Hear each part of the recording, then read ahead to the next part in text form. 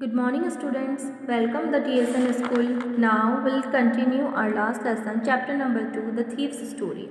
The Thief's Story last class में मैंने आपको बताया था कि जो अनिल नाम का एक बॉय है उसके साथ में एक हरी सिंह का एक लड़का उसे मिलता है और हरी सिंह क्या है, एक चोर है। वो अपना झूठा नाम ही अनिल को बताता है और झूठे काम के लिए वो बोल देता है कि हाँ मैं खाना वाना ऐसे बना लेता हूँ, क्योंकि उसका मकसद क्या होता है, ओनली चोरी करना होता है। और झूठा नाम वो इसलिए बताता है ताकि पुलिस वगैरह उसे पकड़ ना पाए, कोई भी उसको पहचान ना पाए।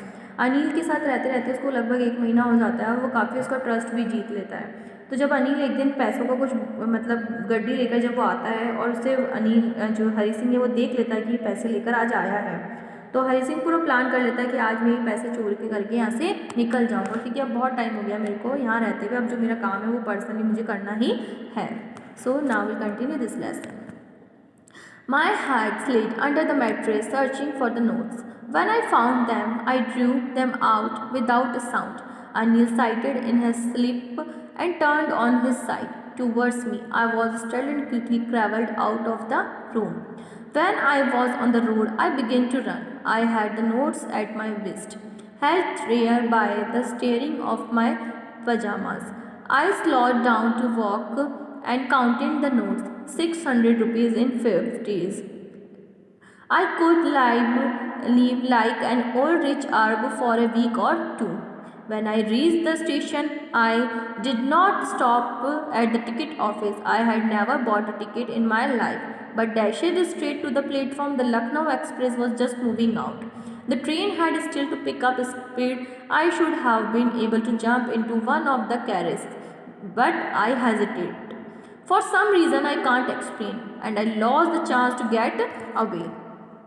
कहता है कि मैंने अपने हाथ से गद्दे के नीचे अपना नोट तलाशने की कोशिश की और जैसे ही मुझे नोट मिले तो मैंने बिना आवाज़ किए उनको वहाँ से निकाल लिया। अनिल जो था नींद में सो रहा था और उसने मेरी तरफ करवट बदली, तो मैं चौंक गया और कमरे से धीरे से बाहर निकल गया डर के मारे। और जब मैं रोड पर भाग रहा था तो मैं तेज़ी से दौड़ने लगा और पजामे के अंदर मैंने वो जो नोट थे वो रख लिए थे। और फिर थोड़ी देर दूर पहुंचने के बाद मैंने उन पैसों को गिनना स्टार्ट किया, तो मैंने पैसे गिने कि 50-50 के 600 रुपये बने, मतलब 50-50 के नोट थे और टोटल कितने बने, 600 रुपये। और मैंने अंदाज़ा लगा लिया कि अब तो मैं काफ़ी मतलब अमीरी ज़िंदगी जी सकता हूँ, लगभग 2 हफ्ते तक तो मैं आराम से अपनी लाइफ जी सकता हूँ। तो जब मैं स्टेशन पहुँचा तो मैंने टिकट नहीं लिया, क्योंकि मैं अपने जीवन में कभी टिकट लेता ही नहीं था। और मैं प्लेटफॉर्म की ओर जब भागा तो मैंने देखा कि जो लखनऊ एक्सप्रेस है वो अभी अभी चली है, तो अगर मैं तेज़ी से भागता और किसी भी डिब्बे में मैं जाकर चढ़ सकता था, बट पता नहीं क्यों मैं हेजिटेट हो गया और मैं उसमें चढ़ ही नहीं पाया ट्रेन में, और मैंने मतलब भाग जाने का जो अवसर था वो खो दिया। वो क्यों खोया, मुझे क्या हुआ, मुझे उस टाइम कुछ समझ में नहीं आया। When the train had gone, I found myself standing alone on the deserted platform. I had no idea where to spend the night. I had no friends, believing that friends were more trouble than help. And I did not want to make anyone curious by staying at one of the small hotels near the station. The only person I knew really well was the man I had robbed. Leaving the station, I walked slowly toward the bazaar. In my short career as a thief, I had made a study of men's faces when they had lost their goods. The greedy man showed fear, the rich man showed anger, the poor man showed acceptance, but I knew that Anil's face when he discovered the theft would show only a touch of sadness, not for the loss of money but for the loss of trust. कहता है कि जब गाड़ी चली गई तो मैंने अपने आप को अकेला स्टेशन पर पाया और मैं अकेला वहाँ पर खड़ा था। तो मुझे समझ में नहीं आ रहा था कि मैं ऐसा पूरी रात कहाँ काटूँ, क्योंकि मेरा कोई फ्रेंड नहीं था और कोई मेरी हेल्प करने वाला नहीं था।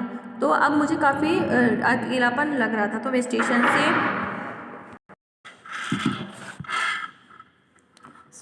कहता है कि जब मैंने स्टेशन पर देखा तो मैं वहाँ पे अकेला अपने आप को पाया और मैं फिर स्टेशन से धीरे धीरे निकलने के लिए वहाँ से निकला। मेरा कोई और फ्रेंड तो नहीं था जिसके पास मैं रात को रुक सकूँ, तो इस बात की मुझे काफ़ी टेंशन हो रही थी और मैं वहाँ से पैदल चलने लगा। और ना मैं किसी और इंसान को ऐसा जानता था, सिर्फ एक ही इंसान था जिसको मैं जानता था। वो कौन था? अनिल, जिसको मैं अभी अभी लूट कर या वहाँ से चोरी कर भाग कर आया था। अब मुझे समझ में नहीं आ रहा था कि अब मैं क्या करूँ। कहता है कि किसी का भी जब सामान खो जाता है तो जो लोभी व्यक्ति होता है, मीन्स जो लालची होता है, वो डर जाता है, या जो धनी व्यक्ति है उसको क्रोध आता है, और जो गरीब होता है वो उस चीज़ को स्वीकार कर लेता है कि शायद मेरी किस्मत में वो ऐसी चीज़ नहीं थी। बट अनिल के चेहरे पर मतलब अनिल का चेहरा उसको जब याद आ रहा था तो उसे समझ में आ रहा था कि वो उदास हो जाएगा जब उसे पता लगेगा कि जो मेरे पैसे खोने का उसे डर नहीं होगा, उसे किस बात का डर होगा कि मैंने उसका विश्वास तोड़ दिया, मैंने उसको मतलब उसके साथ में धोखा किया, उस बात का उसे टेंशन होगी, इसके लिए वो ज़्यादा सैड हो जाएगा। I found myself in the Maidan and sat down on a bench. The night was chilly, it was early November, and a light drizzle added to my discomfort. Soon it was raining quite heavily. My shirt and pajamas stuck to my skin, and a cold wind blew the rain across my face. I went back to the bazaar and sat down in the shelter of the clock tower. The clock showed midnight. I felt for the notes. They were damp from the rain. Anil's money in the morning, he would probably have given me 2 or 3 rupees to go to the cinema. But now I had it all. I could not cook his meals, run to the bazaar, or learn to write whole sentence any more. कहता है कि मैंने क्या किया, एक मैदान के अंदर जाकर बैठ गया एक बेंच पर।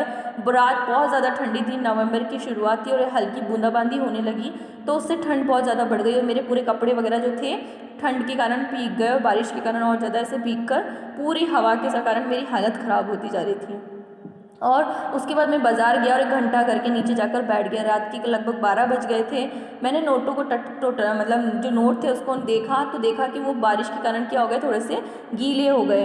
अब जब अनिल सुबह उठा तो उसके पास में 1-2 रुपये थे, जिसके कारण वो सिनेमा चला गया और वहाँ उसने जाके कुछ खाना वाना खाया और बाज़ार के अंदर वो ऐसे निकल गया। I had forgotten about them in the excitement of the theft. Whole sentence I knew could one day bring one more than a few hundred rupees. It was a simple matter to steal, and sometimes just as simple to be caught. But to be really big man, a clever and respected man, was sometimes something else. I should go back to Anil, I told myself, if only to learn to read and write. I hurried back to the room feeling very nervous, for it is much easier to steal something than to return it under decayed. I opened the door quietly, then stood in the doorway in clouded moonlight. Anil was still asleep. I crept to the head of the bed, and my hand came up with the notes. I felt his breath on my hand. I reminded still for a minute, then my hand found the edges of the mattress and slapped under it with the notes. कहता है कि मुझे चोरी करके खुशी तो हो रही थी, बट मैं अनिल के साथ धोखाधड़ी नहीं करना चाहता था। तो मुझे ये था कि मैं उसके साथ बैठकर 1-1 रुपया जो बचाता था वो भी मेरे लिए बहुत ईजी वाला काम था। बट अब मुझे आज बहुत ज़्यादा बुरा लग रहा था कि मैंने उसके जो पैसे हैं वो चुराए, क्योंकि उसने मेरे लिए बहुत ज़्यादा मेहनत की थी, मुझे पढ़ना लिखना तो उसने सिखा ही दिया था। तो आज मुझे बड़ा अजीब सा फील हो रहा था चोरी करके। अब कहता है कि मेरे को वापस जाने का मन हुआ और मैंने धीरे से जाकर दरवाज़ा खोला और देखा कि जो अनिल है अभी भी सोया हुआ था, और मैंने धीरे से वो पैसे ले जाकर कहाँ रख दिए, वापस से उसी जगह रख दिए जहाँ से मैंने वो पैसे निकाले थे। I woke late next morning to find that Anil had already made the tea. He stretched out his hand towards me. There was a 50 rupees note between his fingers. My heart sank. I thought I had been discovered. I made some money yesterday, he explained. Now you will be paid regularly. My spirits rose, but when I took the note, I saw it was still wet from the night rains. Today we will start writing sentences, he said. He knew, but neither his lips nor his eyes showed anything. I smiled at Anil's in my most appealing way, and the smile came by itself without any effort. कहता है कि जब अगली सुबह मैं उठा तो मैंने देखा कि अनिल तो उठ चुका था और वो मेरे लिए चाय बना चुका था। उसके हाथ में उसने मेरी तरफ हाथ बढ़ाया और उसके हाथ में 50 रुपये का नोट था, और उसने कहा कि आज से मैं तुम्हें क्या करूँगा, कुछ पैसे रोज़ के दिया करूँ, मतलब तुम्हें नियमित रूप से मैं वेतन दिया करूँगा, क्योंकि अब मेरे पास क्या है, पैसे आ गए हैं। मुझे डर लग रहा था कि शायद इसको कहीं पता ना लग गया हो कि मैंने वो चोरी की है। तो जब मैंने वो नोट पकड़ा 50 रुपये का, तो मैंने देखा कि नोट अभी भी गीला है। तो मुझे और ज़्यादा डर लगने लगा कि अनिल को शायद पता ना लग गया हो कि ये चोरी मैंने की थी और पैसे वापस गीले कैसे हो गए, कुछ तो शक उसको हो सकता था ना। बट अनिल ने उसके सामने ऐसा कोई रिएक्शन नहीं दिया और हमेशा उसके सामने स्माइल करते हुए और उसे बहुत अपनेपन से उसको पैसा दिया और कहा कि मैं अब तुम्हें हर चीज़ का वेतन दिया करूँगा। तो फाइनली अब इस चीज़ से हमें क्या पता लग रहा है कि एक अच्छे इंसान ने एक चोर की भी लाइफ को सुधार के रख दिया था। मतलब हरी सिंह हमेशा चोरी करता था बट अनिल के जो बिहेवियर था, अनिल के साथ रहकर उसे ये समझ में आ गया कि चोरी करने से कुछ नहीं होगा, मैं एक अच्छे इंसान का ट्रस्ट मुझे नहीं तोड़ना चाहिए। तो एक जो चोर था वो भी अब अपनी लाइफ में चेंजेस कर चुका था।